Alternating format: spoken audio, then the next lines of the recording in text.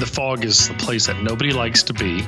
And during that fog is when we overcomplicate, over-expect, too many expectations, all the other thoughts, fears, all the other struggles that we have. We doubt ourselves at a deep level. This is Running for Real, the podcast for runners who know that for every runner's high, there are just as many lows. All those just missed PRs, easy runs that feel hard, injury blues, and more.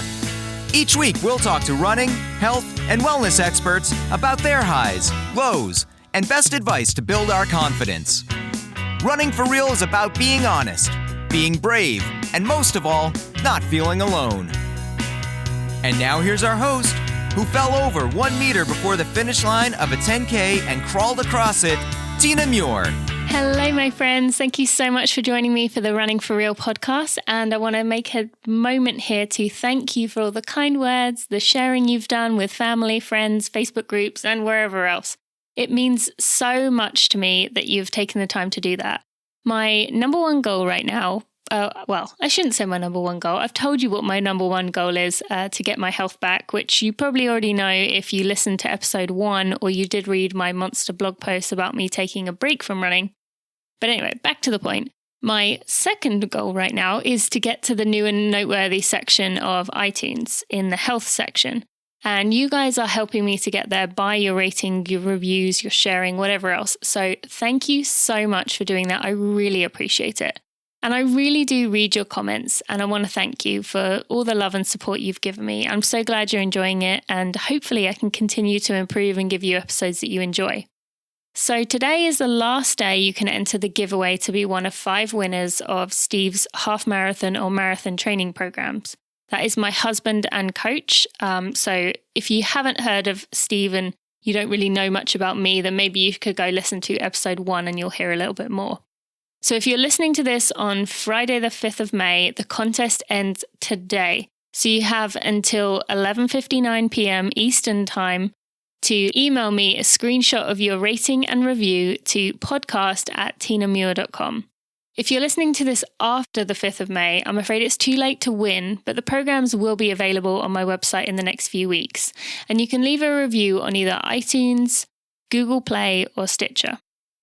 So last week we talked to Nate Helming of The Run Experience for a fun but very informative episode about mobility, flexibility, busy schedules, and how to undo the effects of sitting all day. It was a great episode and a lot of fun, as I mentioned. Now today's episode is full of absolute gold. When I tried to write the show notes, I had a really hard time not turning it into a 5,000-word blog post, as there was just so much in here that Dr. Bhrett McCabe gave us, and it can really change your running performance forever. I'm not going to tell you anymore because I'm probably going to mess it up if I try and remember what he said. So let's just get to it and meet Dr. Bhrett McCabe. Bhrett, I am so excited to have you on the Running for Real podcast. Thank you so much. How are you doing today? I'm doing good. The fact that I'm on a running podcast is a little shocking. Your family's going to be like, what is going on? Exactly. What's he running from? Well, I think there are so many things that could apply to our runners today. And obviously, running wasn't a focus within your book, but there were so many things that could apply. And I wrote notes all over it. I had probably 50 questions I wanted to ask you, so this is going to be tough for me to select them down. But firstly, before I begin, I wanted to ask you, you kind of shared your own story in the book about how you kind of realized that you wanted to focus on performance and psychology and sports psychology. And you mentioned about it kind of clicked for you, and you like when you hear it click in people. Is it a case of that with sports psychology? Like you can kind of see it click in people's minds, or is it not quite that simple?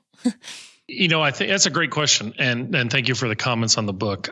To me, it's kind of like walking through a house and turning on the lights as you go from room to room. Mm-hmm. And then you find that big comfy couch where you feel the most comfortable. And so as you walk from room to room, you turn on the lights and you take into account what's going on and you move through each room. To me, growth and performance is all about learning, and it's learning from experience to experience. For me, when the click happened is when I was willing to allow and really be vulnerable to the outcome. I was able to divorce my meaning of who I was from what I was trying to accomplish. And more importantly, look, I love it when people say, I just don't care anymore and I play great. Well, of course you care, or you wouldn't try. Mm-hmm. What you're not caring about, and that's what's really what they're saying is what I'm not caring about is the negatives. And for me, that was the click when I realized that I could actually do it. And I didn't have to do everything it took to control the outcome. Yeah. And we are going to go into that because that's one of the major focuses in the Mindside Manifesto, and just so many things that we can unpack from that, even just what you just said right there. But one thing that you kind of started with early in the book that I thought we could maybe begin with is a lot of runners kind of feel like they're always falling short of their goals, kind of never quite get there. We're left feeling kind of inadequate and end up comparing ourselves to others. So, what could be happening here, and how do we kind of stop ourselves from doing this? Yeah, that's a good question.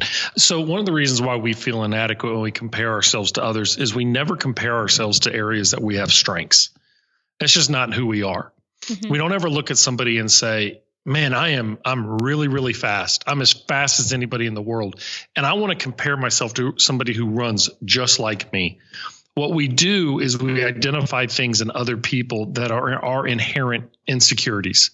And the reason we do that is it's an evolutionary thing, is that if we cannot be content in life, we simply can't, because if we were content, we would never grow. And if we never grow, we stop getting new experiences and having new and more valuable learnings to develop to us from a humanity standpoint. And so when we're comparing ourselves, a lot of times that drive to search is that we have a disconnect within us, a lack of security of who we are, and even more so, a lack of appreciation and compassion for the success that we actually have. Mm-hmm. So because we need more and because we need to see better things, we will keep searching until we identify that facet, that aspect of us that we can't easily overcome by just having a different perspective. We go, there it is. That's the area that's holding me back, because it creates the biggest dissonance. And when it creates dissonance, now we have to resolve it. So what do? We identify somebody else and say, they've got it. And we look at ourselves and you ain't got it. And now I have to work to overcome it. Mm-hmm. So that's a cycle that can be actually unfortunately, it can be pretty effective early on. Think about it. If you see something that you don't like in yourself, and using that as a broad term, and you work hard to overcome it, and you feel good about it. Mm-hmm. So you just, from a behavioral psychologist standpoint, you just reinforced that behavior. So early in a growth mindset, early in a growth of an athlete, we do that hundreds and hundreds of times, and it reinforces the behavior of, look, identify a weakness, work to overcome it, feel good about ourselves, and guess what? Now I got to do it again. Mm-hmm. Mm-hmm. Versus, because if you were early in your running career and you're like, well, that was good, I finished the race without stopping, and you said, that's all I ever wanted to do. Well, then you would never raise the bar. You're just going to naturally find that within yourself? You're not. There's no way. Mm-hmm. No way. So then if that's the case, you said about we like hold ourselves back with this, and we kind of keep reinforcing that behavior and searching for that comparison and someone to kind of confirm what we kind of are looking for, as you said. You kind of talked about a manifesto being kind of declaring what you want and your goals and your journey. So how do we find a balance between, in this social media world, a balance between sharing our goals and our journey and not allowing that to kind of overtake us? Well, your goals in that journey should not be your entire identity, right? Mm-hmm. So if your goals are, I'm not a big goals person because I think they create artificials. Okay. I'm a desire person. I'm a want person. I'm a vision person. What do you want? Like, once we understand what we truly want in life, it's easy to set up ideas to accomplish them. Mm-hmm. It's funny. I don't know if you ever watched the show House Hunters on HGTV, right? It's an addictive show. And people get on there and they say, well, what do you want? And they go, well, I want a 4-bedroom house with kitchen and area to outdoor entertain on a acre of land. They say, well, what do you have? Well, I have $80,000. It's like, okay, our wants just derive that. But it's amazing that without those folks declaring what they truly want, they can never come to a compromise that actually accomplishes multiple of those different bullet points.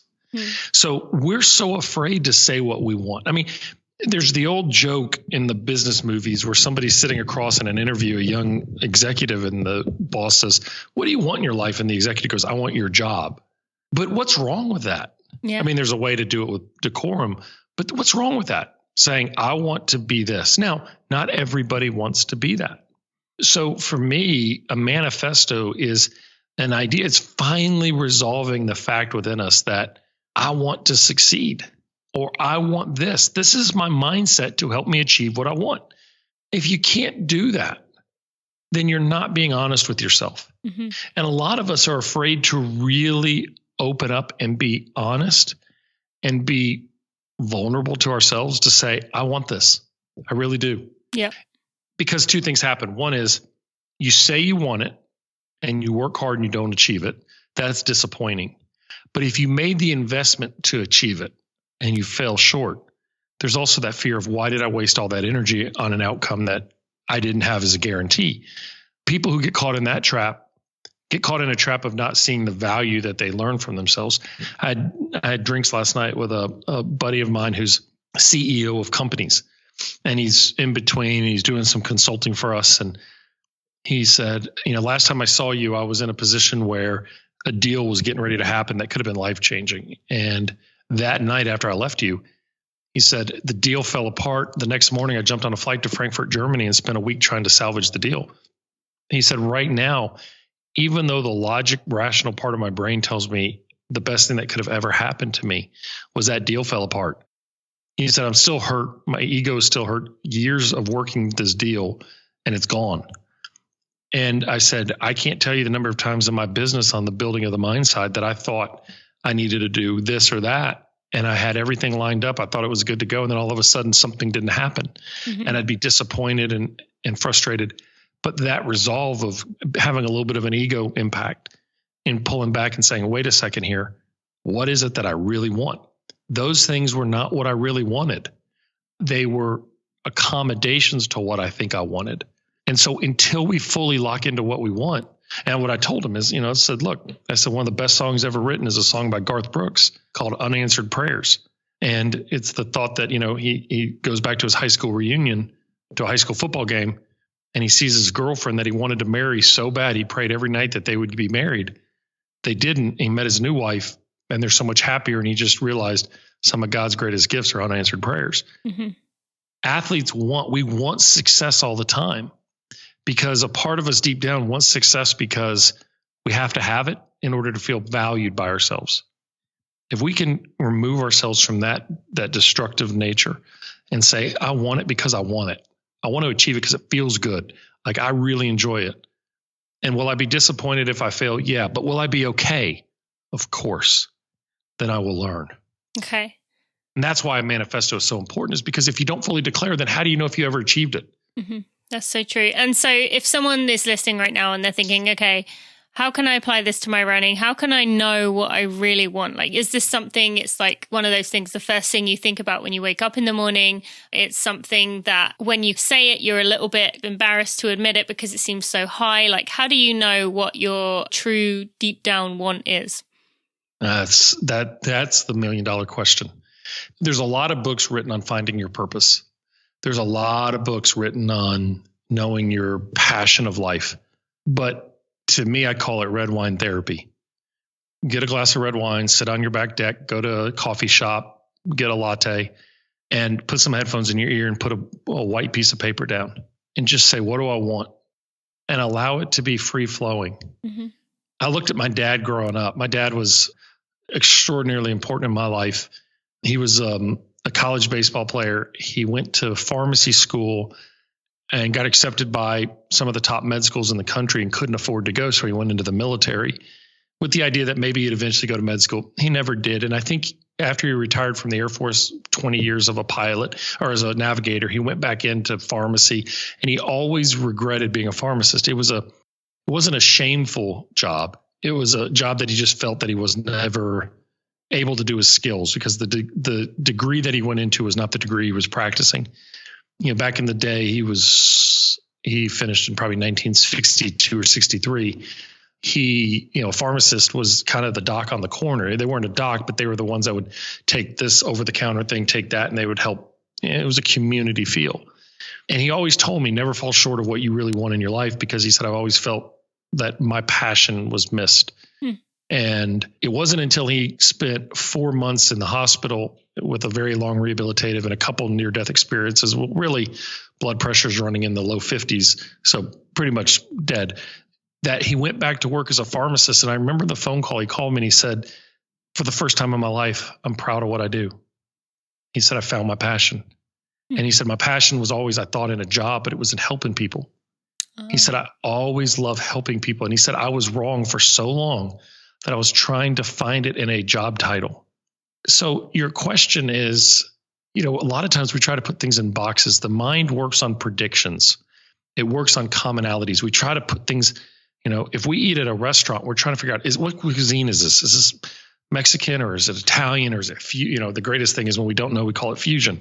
So, that's what we try to do with the experiences of the day. We try to put them in boxes, and we do that with our manifestos. We do that with our passions. We do that with our desires.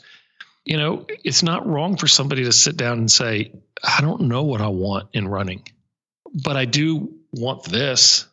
And then if you write it down and you look at it and it makes you kind of uncomfortable, but also kind of empowered, it's a pretty powerful place to be. Okay. And then that's the fun thing, or the challenge. The fun thing from a psychologist standpoint is how we start building to get there. Mm-hmm. So then that was what I was going to ask about next. So you talked in the book quite a lot about, the mental side and how important it is. And you talked about that there's a big difference between fixing athletes and using, mental training for a constructive role. So for people listening who think, well, why wouldn't I fix problems? What we talked about at the very beginning there, why not just keep fixing things that are wrong? And instead, why do you need to step away? We always want to be self-correcting. We always want to be developmentally improving. We always want, if we have something that's causing us pain, we need to do something to make sure that thing doesn't continue to cause us pain. But when the motivation is to fix a problem, what it actually is telling you that you're not actually trying to grow and get better. You're trying to just fix a problem, and that is good enough. I'd rather all of us be working towards a mastery position, a belief of being in a position of excitement and like a puzzle, like we're trying to put puzzles together. We're trying to grow. And when we're stuck with trying to fix problems and our motivation is to fix, we're not actually trying to improve. We're trying to improve by subtraction. And I want to improve by growth. And sometimes growth is understanding that I struggle in the first, if you're running a 10K, I'm struggling in the kick, in the early kick. I'll give you an example. I've got a miler that I work with, a collegiate miler, and she had struggled her entire career. And she final semester, came to see me and said, look, I'm at a point where I just want to enjoy this final season. I said, well, let's do it. I mean, what do you have to lose? You've got a job already lined up. You're going to grad school. I mean, you got everything else. This is your opportunity. And I said, what is it? Well, the burdens throughout this entire career have been what's causing my frustrations. I haven't reached my potential. I find myself this monkey getting on my back and this gorilla getting on my back as I'm running, and I get more and more frustrated. And I said, what is your strength? And she said, well, I mean, if you really look at it, I'm really, really fit. I've got a great kick in the last quarter, but I try to hold on to make sure I have a kick that I end up expending a lot of energy. And I said, why don't we just not fix because she wanted to fix the front. Mm-hmm. I said, let's not fix the front. Let's invest in the backside. You're really good at what you do. And have you ever run out of gas? Never. I said, okay. I said, so why don't we look at this when you line up that there are some people whose advantage is how they go out fast and others are how you finish fast. Mm-hmm. Let's not lose. Let's not, go slow, but let's believe in what we do well and make it better. Mm-hmm. So let's start understanding. I'm one lap away from my kick. I'm one half from my kick. I'm in my kick now. Go. And all of a sudden, her times and her PRs just kept every single time. Instead of fixing the problem that she wasn't a fast starter, what we did is we got her believing in how great her strength really was. Mm-hmm. What do you think happened to her front side? It got faster because we stopped throwing energy at things that may just naturally have problems. Mm-hmm. Big deal. Big deal. Let's focus on the things that we need to. Let's focus on the strengths. And the mentality of the fix, the mentality is that's identifying that there's something inherently wrong with us and that we're not good enough as we are. I want to always be a work in progress and a work of improvement, but we're okay. We're okay. Yeah, no, that's great. And I think that's important because a lot of people do we're all guilty of trying to fix our problems and trying to fix the things that aren't working rather than focusing on what is working. And you talked a lot about the fixed versus growth mindset. So maybe you could explain a little bit about that and maybe the game plan to just go from there. Yeah. Yeah. So for me, Carol Dweck in the book Mindset, and a lot of this comes from the academic world, studying how kids take tests. If you really think about it deeper, people who have a growth mindset believe that they are constantly a work in progress. And that's a very, very powerful and successful mindset to have, because everything I do is not a determinant of who I am. Everything I do is an opportunity to build who I am. That's a growth mindset. I've worked with a lot of people who are fixed mindset folks, and the underlying aspect of fixed mindset, despite the fact that they're going to promise you the world that they believe in themselves, is the fact that they don't believe in themselves. They just don't. Because if they believed in themselves, why are they holding themselves to a rigid identity of who they are? People who hold the rigid nature of who they are, it's what they're saying is, I only believe in myself when I'm in these parameters. A growth mindset person, the game plan, which is the center of everything that we do in the mind side, is that your self-belief drives everything. Who you are and what you believe about yourself is power. It is the ticket to success. I know a lot of us succeed and we want to be humble, but I've really never met somebody when they succeed and you go, so I have no idea how I did this. I mean, I never thought I could do this. They may say I could have never imagined, but when they were in that moment, they believed. Yeah. Yep. And belief is the fact, knowing that there are certain facets of me. There's two concepts that I believe in very strongly, and I think this is important for people to understand. I touch on it very, very briefly in the book. It's going to be in the next. It's something that has been developed pretty effectively since the book came out, and it's going to be in the next one I'm writing right now. But it's this concept of capability and capacity. Yeah. Okay, so mentioned it very briefly. Capability is your underlying ability set, your skills, your strengths, your talents. Every day we train, we make investments into that capability. So if you look at it, it's you look at an athlete, let's say running, you look at them and say, okay, they're long, they're lanky, they've got great lungs, they've got a great cardiovascular load, they got a great kick to them. Okay, those are all assets. And in people's capabilities, there's certain things that are deterrents or detriments to their overall ability. That's just human nature. But capability doesn't win anything unless you're in a talent discrepancy, whereas you're the most talented person in the room by far. And for a lot of athletes, that's how it is growing up. They're the most talented athlete. They work at it a little bit better than everyone else, and they can bypass. So their talent, their ability alone can overcome them. But there always comes a point where everything becomes equal. And once you get to the top of the mountain of performance, the differences between greats, okay, take Usain Bolt out. I mean, Usain Bolt is, just a freak physically. But for the most part, most of us in our environments, we are about equal. But we have assets that allow us to sit at the table and provide different strengths. The ability to meet the demand of today's race is what I call capacity. It's, am I able to meet the demands of the moment? Now, the thing is, capacity is always a percentage of overall capability. We will never, in the history of our life, ever maximize our capability. Because, what I'm saying is, you may be the greatest runner in the world, but if you never get a chance to jump, and jumping is one of your strengths because you're a former steeplechaser, but now you're running a 10K, you didn't have to jump anything, so you didn't maximize your capability. Okay. Capacity is understanding that every day I come to the table with some percentage of my overall ability. Am I going to focus on what's missing that day? Like, I've got an upper respiratory infection. I'm tired. I didn't sleep as good last night. Man, it's a little cooler than I like. The air's a little heavier. I got bumped early. I got out of my rhythm. Or are you going to focus on the fact that there's always a percentage removed from there? But at 85%, I'm still pretty damn good. And if at 85%, I am still really damn good, then let me maximize that. Where we get in trouble as athletes, and this goes back to the fixed mindset, is when we take the moments of today and the outcomes of today to prove, to validate our underlying ability.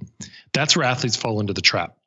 But that's why underdogs do so well, because they already know they can't win the capability game. They're lacking something, but they can win with what they have. And for me, great athletes, great teams look at the moment and go, this is what I have. Let's do something with it. And so what I want my athletes to understand, and I heard this in a podcast and it was a validation, and I cannot remember who the athlete was, but she was an American triathlete and she was on Tony Robbins' podcast. And I think she was probably the Americans' greatest opportunity for gold a while back. And for her first Olympics in Sydney, she trained with the idea of the perfect race, the perfect scenario, the perfect kick, the feel. And she said, as soon as the gun went off, she said, I was within 100 meters of the start line and I got kicked in the head and got dizzy in the water. Mm-hmm. So all those 4 years of training, preparing for perfect, was out the door in a second. One kick, an inadvertent kick. So she said, I had a terrible race. I could never overcome it. I felt frustrated, angry. Why did this happen? I didn't get to showcase who I was, showcase what I was able to do, all those other thoughts that we all struggle with. Yeah. Instead, for the next one, she prepared for being the best in the worst scenarios. Well, capacity is saying, I give a challenge to my athletes. How great can you be when your capacity is below 50%? That you don't feel well. You have a lot of doubts and insecurities. See, doubts, insecurities, fears, they rob us of our capacity. So we have to be willing to look at them and say, those are normal. What if I run out of gas? What happens if I don't have my kick? What happens if I feel bad? What happens if I don't feel the rhythm out there? What happens? All those other thoughts. What happens if I'm in the middle of a race and I feel like I have nothing else to give? Mm-hmm. But people with maximum capacity, what they do is they go, but I still have this. See, I believe strongly that we all have a tank inside of us that is like, there's the old Volkswagen Bugs. When he ran out of gas, he just flipped a switch and they had like another gallon in there. Mm-hmm. I feel like we all have that other gallon because it's really hard for us to ever get to the emptying spot. There are people, especially in running sports, where, we see physiological detriment to athletes who push too hard. Not a lot of other sports do that. So I'm not telling people that that's what you should do. But at the same time, I think it's, to me, it's one of those things that as athletes, we have to understand that we can always find a way. Yeah. And that's capacity. And that's the growth mindset.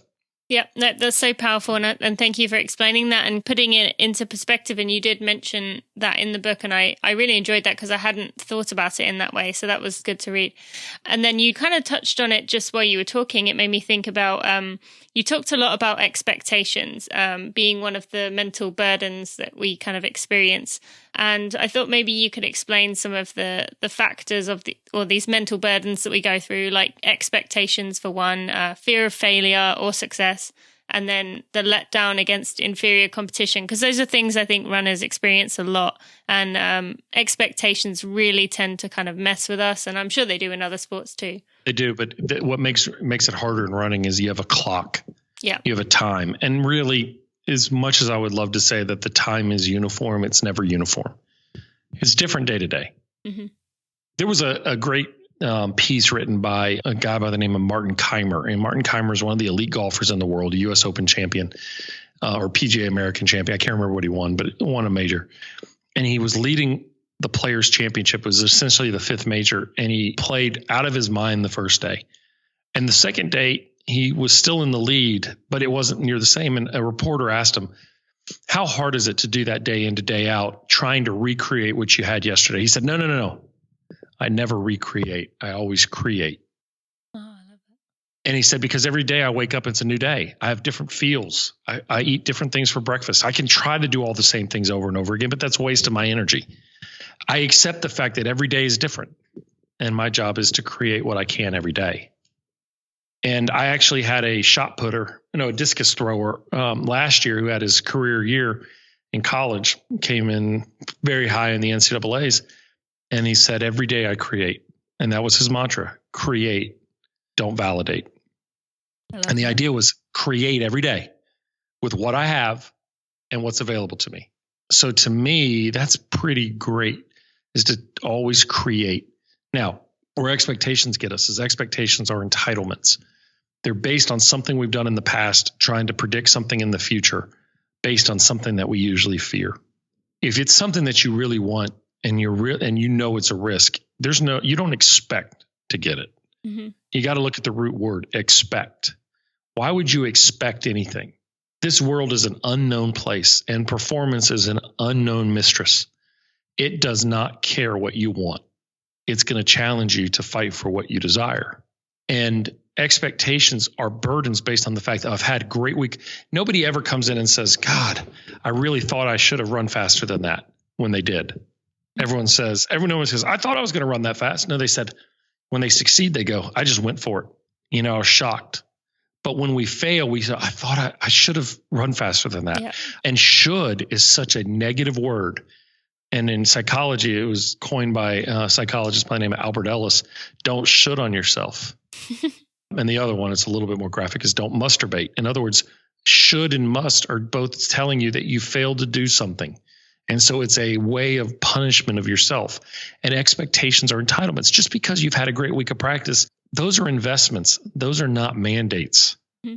Those are not entitlements. You are not entitled to a good race because you had a good week of practice. You've invested in yourself with a great week of practice. Now you have to go maximize capacity. So how do we get out of that thinking if a runner is kind of catches themselves and thinks, I do keep getting in that should have mindset or that expectations? How do we stop that? So the first thing we do is we try to run without any expectations, and then we lower them completely. So we look at things that we're in control of, like effort, intensity, mindset. Mm-hmm. When the going gets tough and you get into that darkness of pain, what are you going to turn to? You're not going to be shocked that it's there, because what happens with expectations is you run with this heavy burden, and the first indicator that something's not right, you start challenging yourself and you start getting mad at yourself. So expectations, I want high demands. Demands are behaviors. So I'm going to be ready. I'm going to go out strong. I'm going to run my strategy. Can I run my strategy for the entire race, or am I going to abandon it? Let me run through the end line. Let me not change it because I'm getting panicky. There's a time to adjust, obviously. Mm-hmm. Okay. But to me, the better answer is let's lower expectations. I expect nothing. I have no idea how I'm going to race tomorrow, but I do know that I'm going to give 100% towards that challenge. Okay. That's helpful. And then what about related to that pressure? So I can just imagine someone thinking right now, okay, it sounds great saying take the expectation off today, I'm going to run my best. But when you're in that moment, it's like hard to accept and just take the pressure off yourself. So any thoughts on how to do that? Well, we don't want to take the pressure off of ourselves. So what we want to do is we want to apply the pressure towards something that's actually constructive. Okay. And the constructive aspect of it is look, this I do this for a reason. I like to be in this position. Mm-hmm. And that's why most people run. In my experience with runners, I mean, you're a runner, you're around more than I am. Most people run because they love the challenge of themselves. Mm-hmm. Yes, there's an artificial of winning races that feels really good, but the real desire is that challenge within themselves to find extra seconds and to find things like that. That's the exciting thing for most athletes and most runners. So that's why I've met very few runners who stop running after their competitive career is over. They just find other ways to compete in that, because the competition is just a vehicle that they're using to be able to be self-invested. Okay. So to me, I'd rather somebody, when the pressure's there, just say, okay, I like this. Like this is fine. Whatever the time is. I mean, do we want to win? Yeah, I want to win. Do I want to beat my times? Well, that's why I've trained so hard, because I want to set the best time, but I don't know what that time is. So why define ourselves by some artificial boundary? Mm-hmm. Instead, let's do this. Let's put pressure on ourselves to cross the line, knowing that there are no regrets. Yep. If we do that, then that's a better answer. Don't allow a time to define an outcome. Mm-hmm. Now, if you got a split or you're looking at some way that keep you, that's fine. But I've also found a lot of runners that are married to a clock and a split. Yeah. And they're rarely going, oh, okay, I'm really good. Most people are going, oh, crap. Why do we want to add those bricks into our backpack? Instead, I'd rather say, I'm on the pace I want to be. That's good. I'm still within the window. Let's make a push here. Let's pick up some time. Let's pick up some ground. Let's go, something like that, and use that as a challenge. And then you mentioned about crossing the line with no regrets. I know a lot of people have asked me in the past about how to get out of their comfort zone and push themselves when they are in that moment, to say, like, you want to cross the line with no regrets, but when you're in that moment of pain and of fear, how to kind of keep going. You talked about being defined or motivated by fear. So how can people kind of break through that if they're thinking, I think you talked about it in breaking the fishbowl. So the idea there, breaking the fishbowl, is that the human mind, the boundaries we place on ourselves is where we're comfortable in our performance indicators. All right. So just like the goldfish, The goldfish comes in, we buy a goldfish, we put it in a bowl, that 5-gallon fish bowl. That goldfish is never going to jump out of that bowl. It's never going to try to slosh out the water, any of those things. It's just going to live happily. If you put it in a bigger bowl, it'll actually grow to be a bigger fish, and so on.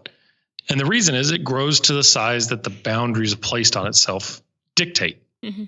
Well, we do the same thing. I was working with a college team, an entire athletic department for a while. And this athletic department in the SEC is not normally in the top of anything. They're not in the bottom, but they're kind of good in their sports. Every once in a while, one will run up and have a good year, but they're really good on average around the 5th, 6th, 7th, 8th, 9th, 7th, 8th, 9th range. And they're kind of good there. Mm-hmm. And they use excuses all the time, like, well, we don't have the resources, we don't have the location, we don't have this, we don't have that. And it's all bogus. It's a mindset, because the mindset to somebody to come in and say, I'm going to succeed and I'm going for it. And I'm going to find my own resources and I'm going to find the best players. And we're going to have an attitude and a belief of wanting to accomplish. And unfortunately, what happens is coaches that do that at that university end up leaving because they're worn out by everyone else's fish bowls. Mm-hmm. Oh, we're okay. I mean, every once in a while we have a good year, but to me, we got to break those fish bowls and say, why are we being defined based on our fears and insecurities? Why are we being defined based on some environmental indicator that's where we feel comfortable? We're better than that. Mm-hmm. And is that something that you have to work on outside of running? Like, is it all the time? Yeah. Okay. All the time. So what would be some things, like, let's say someone is a marathoner and they are finding around mile 18, they're thinking, I can't do this. I'm going to stop, and they're struggling, and then they want to get to the line with no regrets, but they're really going through it. Is this something how can they practice it in training or in life? Yeah, that's the question there is when the going gets hard, what are you relying on? Are you relying on burdens and overcoming burdens? Or are you relying on the fact that you recognize that mile 18 is really hard, and for the next 2 miles, we're going to make a concerted push to pick up the pace?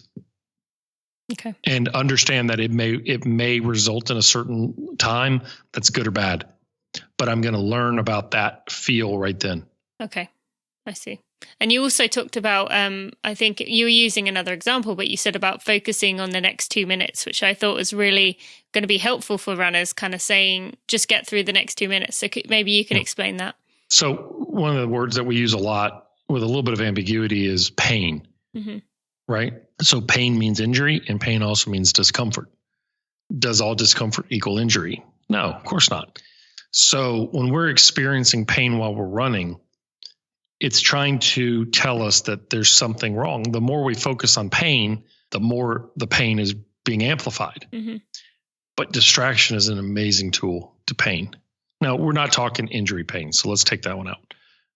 We don't need to be out there running on stress fractures and really bad stuff. We don't want to do further damage. I'm just talking about discomfort pain. Mm-hmm. And so if you're running and you can distract yourself to say, look, let's count the next X number of steps. For the next mile, can I hit this number of steps? Everybody has their own strategies. It's important not to say that you're finding somebody else's strategy. It's the fact that when you're in that situation, what is the distraction that allows you to push? I had a swimmer who told me, they spend a lot of time looking at a black line on the bottom of the pool. And like they said, you really can't stop, mm-hmm. because if you stop and put your foot down, you're done. And everybody laughs at you for the rest of your life. Mm-hmm. He's like, it's kind of true. I mean, but he said also, when you feel like you're at the moment of vomiting, where are you going to vomit? You're going to vomit in your own water that's in front of your own face. And so he's like, you got to find a way to get you distracted. And this person sings the Star Spangled Banner when it starts to get hard, and just sings it in their head and tries to sing it as if they're at the Super Bowl. And I thought it was kind of funny. It's cool. Like pain became a trigger, not for a worry, but for something to do to move. And I don't know. I mean, I'm assuming it works. The swimmer's done extremely well. But it was just, I thought it was funny. It was like, they just found this place to go to, kind of a dissociative place. I'm going to go to the Super Bowl and sing the national anthem because everybody remembers it. But this has to be something that's like individualized, like so all the runners listening right now can say, okay, I'm going to take myself to, my beach home on the shores or something. Here's the deal. Like if you're not getting there in training, then how do you know what to rely on in competition? So you've got to, and I don't know how running really works, but I got to imagine there's times where you're gassed in training. And that is, to me, where you practice this stuff. And, it's times of saying, you know what, I'm going to run with a fast group today. This group is going to be really quick, but I want to feel that feeling. And I want to work to find what works for me. I don't, when we're doing it in the competition for the first time, it's almost a survival thing. But somebody who knows where to go when it's hurting and they can dissociate, that's pretty powerful. Yeah, definitely. I should say before we go on, I just had one more thing I wanted to ask you about before we get on to the final questions. But this book that Bhrett wrote is just so, I read it pretty much in one go because it was just so interesting in so many things that I think a lot of you really will appreciate and learn so much from. And, I feel like I've picked up some tactics that I'm going to use in the future. So the Mindside Manifesto is definitely one I would invest in. I will put links in the show notes at tinamuir.com/episode 7. And so I just wanted to ask you one more thing about one thing that stood out to me that I think our listeners will be really interested in was you talked about the fog and how regression is healthy and natural. And runners tend to be very hard on ourselves and kind of always expecting, like you said, always expecting results or expecting to improve. But kind of explain a bit about this fog and what it is and how we can kind of get through this chaos fear trap. Yeah, and the fog is a place that nobody likes to be. And I love it when I tell my athletes that you're in the fog, and usually the fog comes with another 4-letter curse word. But what I'm trying to tell them is when you're in the fog. So in the learning cycle, we have a moment where we're hunting for some improvement. Okay. We're striving, we're growing, and we get into a honeymoon phase initially. And that honeymoon phase is a cool thing where we really simplify. The problem with it is it does not last because we as people have to overcomplicate. We try to apply it in new landscape. We try to apply it in new areas. We want to see more and more. We try to extend it. And then what happens is we start crashing. And when we crash, we get into the depths of the fog. And the fog comes with a decision point. And the decision point is, do I abandon the path I'm on to try to find the next honeymoon, which is always short term? I mean, if people are married just for the honeymoon, they're never going to have long-lasting marriages. Or do they stick with it and work through the struggle? And during that fog is when we overcomplicate, overexpect, too many expectations, all the other thoughts, fears, all the other struggles that we have. We doubt ourselves at a deep level. But just like we're driving through the fog, it's important that we reduce some of our stimuli. We quiet everything down and we trust the one or two things that we know very well. So my youngest daughter has just gotten her driver's license, and we had a driving home from dinner last night and pretty heavy rain, and she was behind us. And I said, look, don't turn on your bright lights. Just work with your regular beams. I know that sounds counterintuitive. Turn down your radio, reduce the stimuli around you, and just stay between the lines and don't go too fast. Mm-hmm. Well, that's the same thing we need to do in life when we're in that fog and we're struggling, is to focus on, reduce some stimuli. A lot of that stimuli is internal. And then we open up our ears to everybody externally, and then work through it and just keep trudging along. And guess what happens? You emerge out of it, and all of a sudden there's this aha clicking moment, just like we started the conversation about, where it just clicks and you find it. And that aha moment drives us to mastery. Now, unfortunately, we don't stay in mastery long because we raise the bar and we start over again. And so we're constantly on this cycle of learning. And with regards to that, you kind of talked about, reducing the stimuli and, it's going to keep happening. But when we are in that moment, we almost find we often keep trying harder, keep trying to force it. And, you talked about the protection mode. But why does trying harder make it worse rather because than better? Most of the time when we're trying harder, we're trying to survive versus I'm trying to learn, I'm trying to grow through this. That's hard. I mean, look, if it was easy, we wouldn't struggle. The fact is that most of us are trying harder because we feel like we need to do more. and we don't allow what we're doing to actually work. The greatest people who get off the struggle bus are the ones that know they will get off the struggle bus. That's so true. And although it's difficult, it can be done, and just keep reminding yourself of that if you are going through a struggle. And another thing that comes to mind with that I know we tend to do is, you talked about vulnerability, and we tend to think, if I can just have a few good runs, if I can just have a few good workouts, then, it'll all come together. But why should we not be kind of thinking that way? Yeah, if-then statements are killers, because you never stay good enough to what you're doing.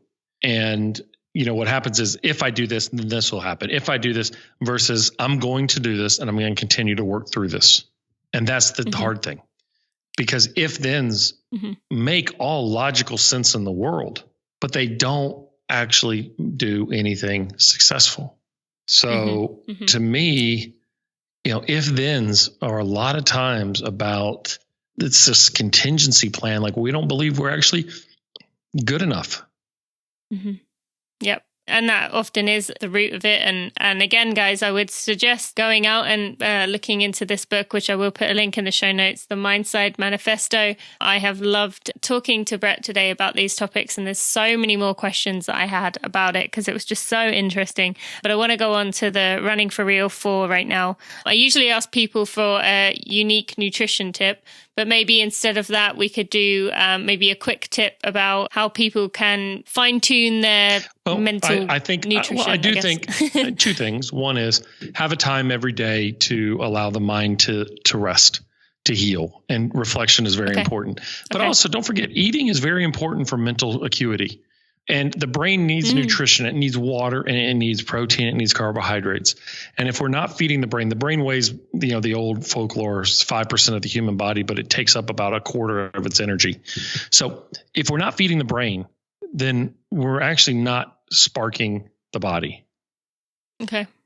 So so nutrition is important, not just for physical, but for mental as well. So, and then maybe I usually ask people a running for real moment. So maybe you could share quickly, if you want, your story about, that real moment where you talked about during your practice and your training where, things were just going wrong and, you really felt vulnerable yourself. For me, the biggest challenge is being vulnerable is I just didn't, deep down, I didn't know if I really believed I was good enough to succeed. And that's a scary place to be. And so I had put up all kinds of barriers. And it wasn't until my back got against the wall and I was forced and challenged to have to be in that position that I was willing to go for it. And I guess what I want people to understand is you don't have to have your back against the wall. You don't have to be in a do or die situation in sports. You can learn the tricks and you can learn the skills to be able to be successful long before that. Thank you. Great. Thank you.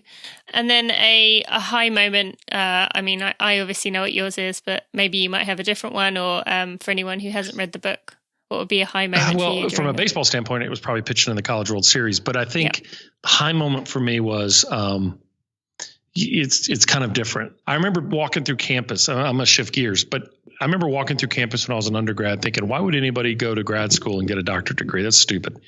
And the hard thing about a PhD is that there's no finite end. You can stay in school as long as they'll let you. The graduate school will put a limit on you eventually, but there's never a definitive end to it. It's always up to you. And I was one of the moments of actually finishing my PhD, that felt really good, but then getting a license as a psychologist and getting the letter in the mail that says because you can't call yourself a psychologist if you're not licensed. And so being able to call myself a licensed psychologist, I remember where I was. That was a high point because there was a lot of times that I wanted to get off that bus. And that to me, that was a high for me. That was really cool. And so off that, is there anything you would say to anyone who, has this goal, has this dream, or not so much a goal, has a desire, and they're kind of in that moment where, like you said, you want to get off the bus? What would you tell them? The short-term pain is never the real pain. Okay. The long-term appreciation and the long-term value is always worth it on the back end. And that doesn't mean that sometimes people are in the wrong pathway. We're always defined by short-term interests, but sometimes there's times that we need to change. But if you're something that you really want, find a way. Don't let other people deter you or anything like that. Okay. I love that. Thank you. And finally, what would you tell people that they should say to themselves when they're standing on the start line? Like, do you recommend like a power pose, or do you recommend, what would you say to people they should be doing when they're in that starting area before their big race? Whatever they want to do.